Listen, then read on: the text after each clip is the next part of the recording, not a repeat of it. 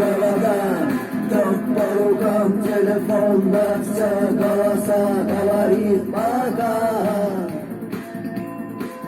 Пора. И пальто на хвосте, шарф в рукаве, и перчатки в карманах, шепчет подожди до утра.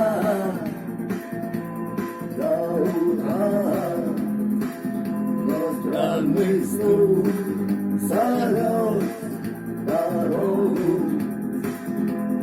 Может сердце, может стук в дверь.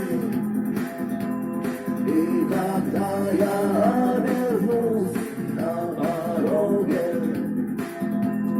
я скажу одно лишь слово.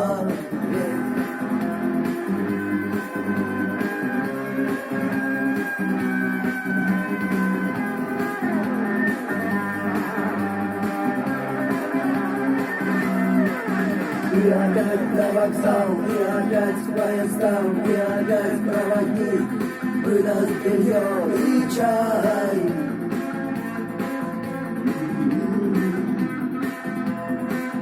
И опять не усну, и опять сквозь грохот колес мне послышится слово.